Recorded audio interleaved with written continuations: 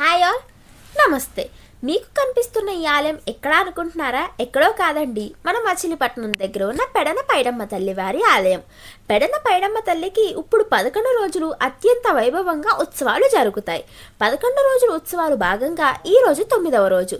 ఈరోజు 9వ రోజు కనుక ఈరోజు చాలా మంది భక్తులు వస్తారు. అంతేకాకుండా ఎక్కువగా సిరిబళ్ళు కూడా వస్తుంటాయి. నార్మల్గా అయితే మాకు ఈరోజు 9వ రోజు అని తెలీదు. ఒకవేళ ఈ రోజే 9వ రోజు అని తెలుసుంటే అస్సలు వచ్చేవాళ్ళం కాదు. ఎందుకంటే ఈరోజు అంతమంది భక్తులు వస్తుంటారు మరి.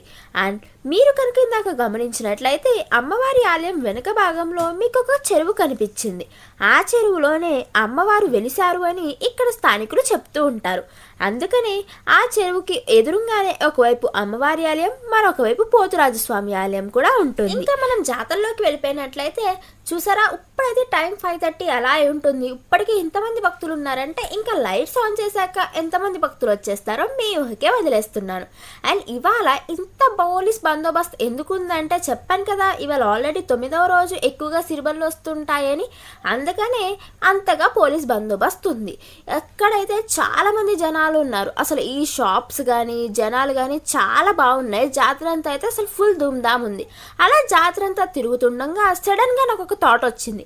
ఏంటి అంటే స్ట్రేంజర్స్తో ఏమన్నా ఫన్ థీమ్స్ చేద్దామని చెప్పేసి. అందుకనే అప్పుడు ఫన్ విత్ స్ట్రేంజర్స్ అయితే చేశాను. మీరు కనుక ఆ వీడియోస్ చూడకపోయింటే డిస్క్రిప్షన్లో లింక్ ఇస్తాను, వెంటనే వెళ్ళి ఫన్ విత్ స్ట్రేంజర్స్ చూసేయండి. అండ్ మధ్యలో అయితే జాతరలో మిర్చి బజ్జీ ఐస్ క్రీమ్స్ లేకుండా ఎలా ఉంటాయి, అందుకని అవి తినేసి మళ్ళీ ఫన్ విత్ స్ట్రేంజర్స్ అయితే స్టార్ట్ చేసేసాను. అంతలో కొలంబస్ కనిపిస్తే అది కూడా ఒక రౌండ్ వేసేసి ఇంకా అక్కడి నుంచి వస్తుండగా అక్కడ అమ్మవారి ఫోటో లైట్స్తో చాలా బాగా నచ్చింది. అందుకనే మీకు కూడా చూపిస్తున్నాను, చూసేయండి. అండ్ ఇక్కడ మీరు భక్తులు చూసినట్లయితే ఇసుకేస్తే రాలనంత మంది భక్తులు ఉన్నారు. నేనైతే మా ఫ్యామిలీతో కలిసి జాతర అంతా బీభత్సంగా ఎంజాయ్ చేసాం. ఎంతగా ఎంజాయ్ చేసామంటే టైం కూడా చూసుకోలేదు ఎంత అయిందా అని. తీరా టైం చూసేసరికి 9 అయిపోయింది. ఇంకా ఇంటికి రిటర్న్ అవుతుండగా చెరుగ్గెళ్ళు చూసారా ఎన్ని ఉన్నాయో. నాకైతే చెరుగ్గెళ్ళు అన్నీ కొనేయాలనిపించింది. కానీ మా నాన్నగారు ఎక్కడ తిడతారో అని చెప్పేసి కామ్గా 2 చెరుగ్గెళ్ళు కొనుక్కుని ఇంటికైతే వచ్చేసాం.